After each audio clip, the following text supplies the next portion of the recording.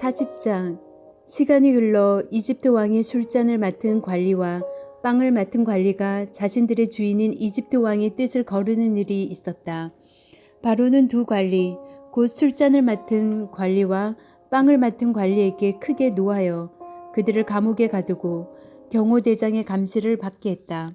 그들이 갇힌 곳은 요셉이 갇힌 곳과 같은 감옥이었다. 경호대장은 요셉에게 그들의 시중을 들도록 지시했다.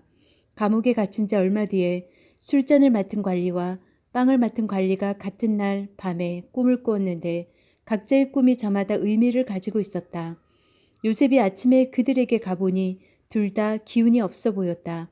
그래서 그는 자신과 함께 갇혀있는 바로의 두 관리에게 물었다. 무슨 일입니까? 어째서 얼굴에 수심이 가득합니까? 그들이 말했다. 우리가 각자 꿈을 꾸었는데 그 꿈을 해석해 줄 사람이 없어서 그러네. 요셉이 말했다.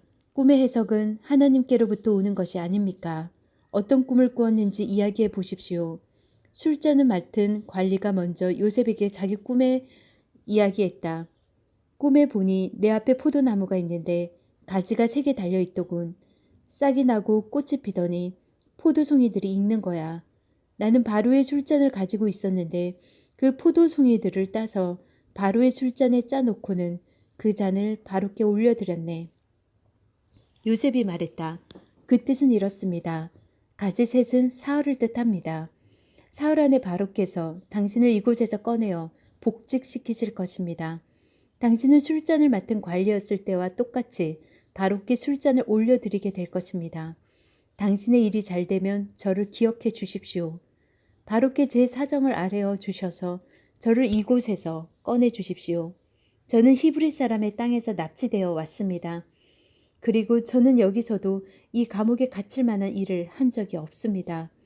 요셉의 꿈 해석이 좋은 것을 보고 빵을 맡은 관리도 그에게 말했다. 내 꿈은 이러하네. 버들가지를 엮어 만든 바구니 3개가 내 머리 위에 있었네. 맨 위 바구니에는 각 구운 온갖 빵들이 있었는데 새들이 내 머리 위의 바구니에서 그것을 쪼아 먹고 있었네. 요셉이 말했다. 그 꿈의 해석은 이렇습니다. 바구니 셋은 사흘을 뜻합니다. 사흘 안에 바로께서 당신의 머리를 베고 당신의 몸을 기둥에 매달 텐데 그러면 새들이 와서 당신의 뼈가 드러날 때까지 모조리 쪼아 먹을 것입니다. 사흘째 되는 날, 그날은 바로의 생일이었다. 바로는 모든 신하를 위해 잔치를 베풀고 술잔을 맡은 관리와 빵을 맡은 관리를 모든 신하가 볼 수 있도록 영광의 자리에 나란히 세웠다. 그런 다음 술잔을 맡은 관리를 본래의 직위에 복직시켰다. 그 관리는 전과 똑같이 바로에게 술잔을 따라 올렸다. 하지만 빵을 맡은 관리는 요셉이 해석한 대로 기둥에 매달게 했다. 그러나 술잔을 맡은 관리는 요셉에게 신경 쓰지 않았다. 요셉의 처지를 까맣게 잊고 만 것이다. 41장. 그로부터 2해가 지난 뒤에 바로가 꿈을 꾸었다. 꿈에 그는 나일 강가에 서 있었다. 튼튼해 보이는 암소 7마리가 나일 강가에 올라와 습지에서 풀을 뜯고 있었다. 뒤이어 가죽만 남은 암소 7마리가 강에서 올라와 강가에 있는 암소들 곁에 섰다. 그러더니 바싹 마른 암소들이 튼튼한 암소 7마리를 잡아먹는 것이었다. 그때 바로가 잠에서 깨어났다. 바로가 다시 잠이 들어 2번째 꿈을 꾸었다. 줄기 하나에서 튼실하고 잘 여문 이삭 7이 자라났다. 곧이어 이삭 7이 더 자랐는데 이번에는 야이고 동풍에 바싹 마른 것들이었다. 그 야윈 이삭들이 튼실하고 잘 여문 이삭들을 삼켜버렸다. 바로가 잠에서 깨어보니 또 다른 꿈이었다. 아침이 되자 바로는 마음이 뒤숭숭했다. 그는 사람을 보내어 이집트의 마술사와 현자들을 모두 불러들였다. 바로가 그들에게 자신이 꾼 꿈을 이야기했으나 그들은 그 꿈을 바로에게 해석해 주지 못했다. 그때 술잔을 맡은 관리가 용기를 내어 바로에게 말했다. 제가 오래전에 경험한 일을 미리 말씀드렸어야 했는데 이제야 생각났습니다. 전에 왕께서 종들에게 노하셔서 저와 빵을 맡은 관리를 경호대장의 집에 가두신 적이 있습니다. 그때 저희 2사람이 같은 날 밤에 꿈을 꾸었는데 각자 꾼 꿈이 저마다 의미가 있었습니다. 마침 그곳에 경호 대장의 소유였던 젊은 히브리 종 하나가 저희와 함께 있었습니다. 저희가 꾼 꿈을 그에게 이야기했더니 그가 저희 꿈을 각기 다르게 해석해 주었습니다. 그리고 모든 일이 그가 해석한 대로 되어서 저는 복직되고 빵을 맡은 관리는 기둥에 매달렸습니다. 바로가 즉시 사람을 보내어 요셉을 불러오게 했다. 사람들이 서둘러 그를 감옥에 끌어냈다. 요셉은 머리털을 깎고 깨끗한 옷을 입고서 바로 앞으로 나아갔다. 바로가 요셉에게 말했다. 내가 꿈을 꾸었는데 아무도 그것을 해석해 주는 사람이 없다. 그런데 너는 꿈 이야기를 듣기만 하면 해석해 낸다고 하더구나. 요셉이 대답했다. 제가 아니라 하나님께서 하시는 것입니다. 하나님께서 왕의 마음을 편하게 해주실 것입니다. 그러자 바로가 요셉에게 말했다. 꿈에 내가 나일 강가에 서 있었다. 튼튼해 보이는 암소 7마리가 강에서 올라와 습지에서 풀을 뜯고 있었다. 뒤이어 가죽만 남은 암소 7마리가 올라왔는데 그처럼 흉한 소는 일찍이 이집트에서 본 적이 없었다. 그런데 가죽만 남아 보기 흉한 암소 7마리가 먼저 올라온 튼튼한 암소 7마리를 잡아먹었다. 그러나 그렇게 잡아먹고도 전과 같이 뼈와 가죽만 남아 보기 흉한 모습이었다.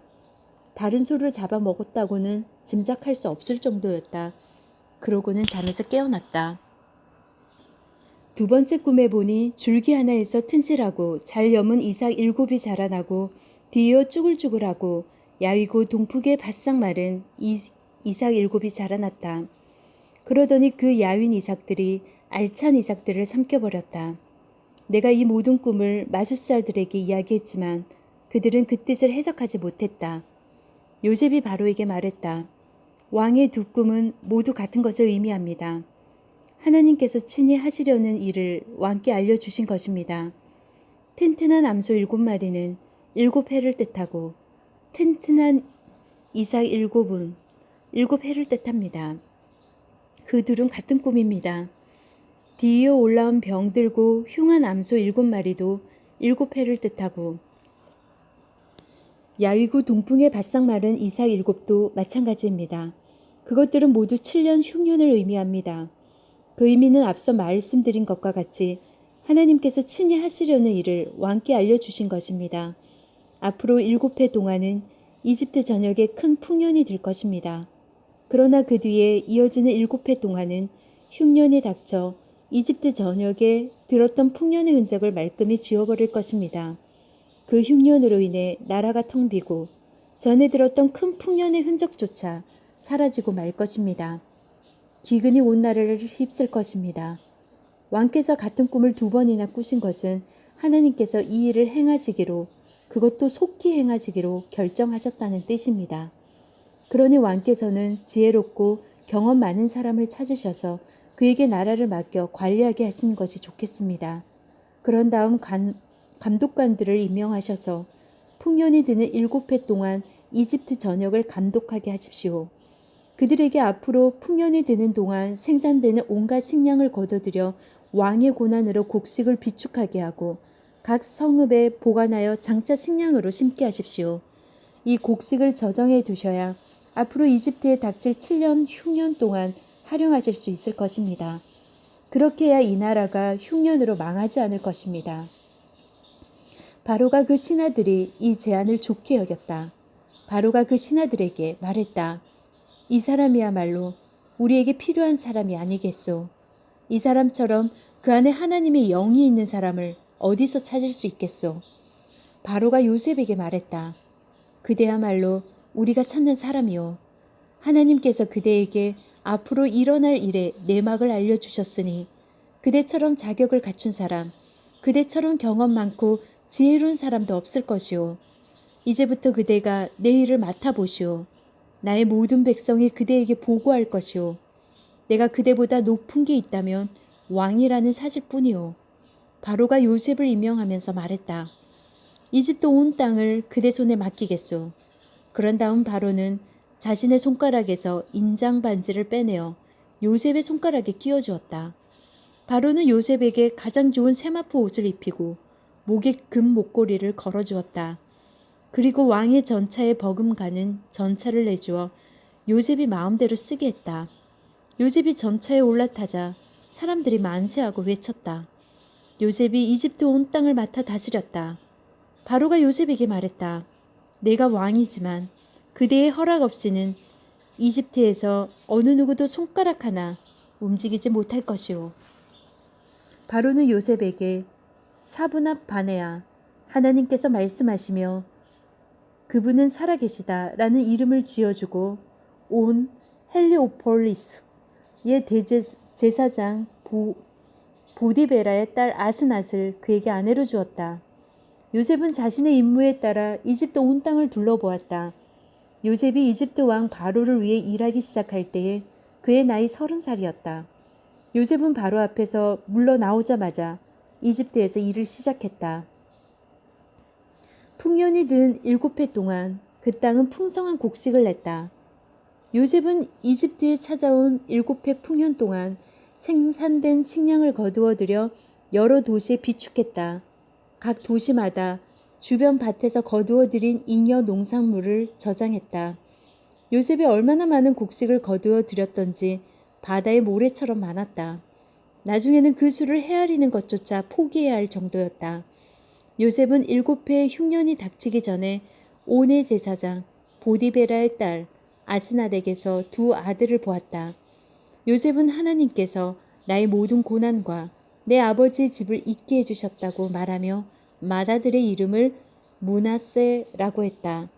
또 하나님께서 내 슬픔의 땅에서 나를 번성하게 해주셨다고 말하면서 둘째 아들의 이름을 에브라임이라고 했다.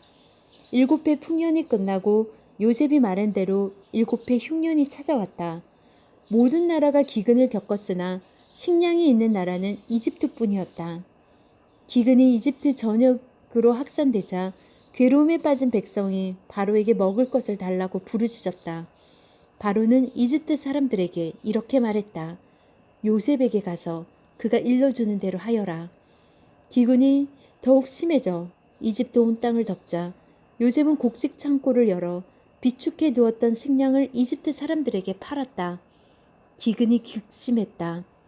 이윽고 온 세상이 요셉에게 식량을 사려고 모여들었다. 기근이 온 세상을 덮쳤던 것이다. 42장 야곱이 이집트에 식량이 있다는 소문을 듣고 아들들에게 말했다. 어째서 잠자코 앉아서 서로 얼굴만 쳐다보고 있느냐. 이집트에 식량이 있다고 하니 그리로 내려가서 식량을 좀 사오너라. 그래야 우리가 굶어 죽지 않고 살지 않겠느냐. 요셉의 형 10명이 식량을 구하러 이집트로 내려갔다. 야곱은 요셉의 아우 베냐민을 그들과 함께 보내지 않았다. 그에게 무슨 일이 일어날까 봐 두려웠기 때문이다. 가나안 땅에도 기근이 심하게 들었으므로 이스라엘의 아들들은 식량을 사러 가는 다른 사람들과 함께 이집트로 갔다. 그때 요셉은 이집트 온 땅을 다스리고 있었다. 그는 온 백성에게 식량을 나눠주는 일을 책임지고 있었다. 요셉의 형들이 도착하여 그에게 절하며 경의를 표했다. 요셉은 곧바로 그들을 알아보았으나 마치 모르는 사람을 대하듯 엄하게 말했다. 요셉이 물었다. 너희는 어디에서 왔느냐? 그들이 대답했다. 가나안에서 왔습니다. 저희는 식량을 사라고 왔습니다. 요셉은 그들을 알아보았으나 그들은 그를 알아보지 못했다. 요셉은 그들에 관해 꾸었던 꿈을 떠올리며 말했다. 너희는 정탐꾼들이다. 너희는 우리의 약점을 살피러 온 것이다. 그들이 말했다. 아닙니다, 주인님. 저희는 식량을 사러 왔을 뿐입니다. 저희는 모두 한 남자의 아들들입니다. 저희는 정직한 사람들입니다. 정탐이라니 당치도 않습니다. 요셉이 말했다. 아니다. 너희는 정탐꾼들이다. 너희는 우리의 약점을 찾으러 온 게 틀림없다. 그들이 말했다. 저희 형제는 모두 12이며 가나안 땅에 사는 한 아버지의 아들들입니다. 막내는 아버지와 함께 있고 하나는 없어졌습니다. 그러나 요셉이 말했다. 내가 말한 대로 너희는 정탐꾼들이다. 내가 너희를 시험해 보겠다. 바로의 살아계심을 두고 맹세하건대 너희의 아우를 이곳으로 데려오기 전에는 너희가 이것을 떠나지 못할 것이다. 너희 가운데 한 사람이 가서 너희 아우를 데려오고 나머지는 이곳 감옥에 남아있거라. 너희 말이 사실인지 아닌지 확인해야겠다. 바로의 살아계심을 두고 말하건대 너희는 정탐꾼들인 게 틀림없다. 그러고 나서 요셉은 그들을 감옥에 집어넣고 사흘을 지나게 했다. 사흘째 되는 날 요셉이 그들에게 말했다. 너희가 살고 싶다면 이렇게 하여라. 나는 하나님을 경외하는 사람이다. 너희 말대로 너희가 정직하다면 너희 형제 가운데 한 사람만 이곳 감옥에 남고 나머지는 식량을 가지고 굶주리는 너희 가족들에게 돌아가거라. 그러나 너희는 너희 막내 아우를 내게 데려와서 너희 말이 진실임을 증명해야 한다. 그래야 너희 가운데 한 사람도 죽지 않을 것이다. 그들은 그렇게 하기로 했다. 그들이 서로 말하기 시작했다. 지금 우리는 우리 아우에게 한 짓의 죗값을 치르고 있는 거야. 우리 아우가 살려달라고 할 때 그에게 얼마나 두려워했는지 우리가 똑똑히 보았잖아. 그런데 우리는 그 애의 말을 들은 채도 하지 않았어. 그래서 이렇게 공경에 처하게 된 거야. 르우벤이 한마디 했다. 내가 너희에게 그 애를 다치게 하지 말라고 하지 않았더냐. 그런데도 너희는 내 말을 듣지 않았어. 지금 우리는 그 애를 죽인 죗값을 치르고 있는 거야. 요셉이 통역을 쓰고 있었으므로 그들은 요셉이 모든 말을 알아듣는 줄 알지 못했다. 요셉은 그들이 보지 못하는 곳으로 물러나와 울었다. 그는 마음이 진정되자 그들이 지켜보는 앞에서 시므온을 붙잡아 묶고 죄수로 삼았다. 그런 다음 요셉은 지시를 내려 그들의 자루에 곡식을 채우고 가져온 돈을 각자의 자루에 도로 넣게 했고 또 그들이 돌아가는 길에 먹을 양식을 주게 했다. 요셉이 지시한 대로 되었다. 그들은 식량을 나귀에 싣고 출발했다. 잠잘 곳에 이르러 그들 가운데 하나가 나귀에게 먹이를 주려고 자루를 열어보니 자루 안에 돈이 있었다. 그가 형제들을 불러 말했다. 내 돈이 되돌아왔어. 여기 내 자루 속에 돈이 들어있다. 다들 그것을 보고는 놀라서 두려워했다. 하나님께서 우리를 어떻게 하시려는 거지?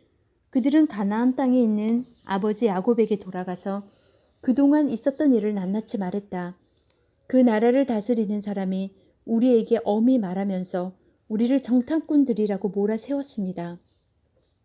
우리는 이렇게 말했습니다. 저희는 정직한 사람들이지 결코 정탐꾼들이 아닙니다. 저희는 12 형제이고 모두 한 아버지의 아들들입니다. 하나는 사라졌고 막내는 아버지와 함께 가나안 땅에 있습니다. 그랬더니 그 나라의 주인이 이렇게 말했습니다. 너희 형제들 가운데 한 사람은 내 곁에 남겨두고 너희는 굶주린 가족을 위해 식량을 가지고 가거라. 너희 막내 아우를 내게 데려와서 너희가 정탐꾼들이 아니라 정직한 사람들이라는 것을 증명해 보여라. 그러면 나는 너희 형제를 풀어주고 너희는 이 나라에 마음대로 오가게 될 것이다. 그들이 식량 자루를 비우는데 자루에서 각 사람의 돈주머니가 나왔다. 그들과 그들의 아버지는 그 돈을 보고서 근심에 사로잡혔다. 그들의 아버지가 말했다. 너희는 내가 얻은 모든 것을 빼앗아 가는구나. 요셉도 없어지고 시므온도 없어졌는데 이제는 베냐민마저 빼앗아 가려는구나. 너희 말대로 하면 내게 무엇이 남겠느냐. 르우벤이 목소리를 높여 말했다. 제 두 아들의 목숨을 아버지 손에 맡기겠습니다. 제가 베냐민을 데려오지 않으면 아버지께서 아이들을 죽이셔도 좋습니다. 베냐민을 제게 맡겨주십시오. 제가 반드시 그 아이를 데려오겠습니다. 그러나 야곱은 거절했다. 내 아들을 너희와 함께 내려보낼 수 없다. 그 아이의 형은 죽었고 내게 남은 것은 이제 그 아이뿐이다. 길에서 그 아이에게 무슨 일이라도 생기면 너희는 백발이 성성한 채 슬퍼하는 날을 땅에 묻어야 할 것이다.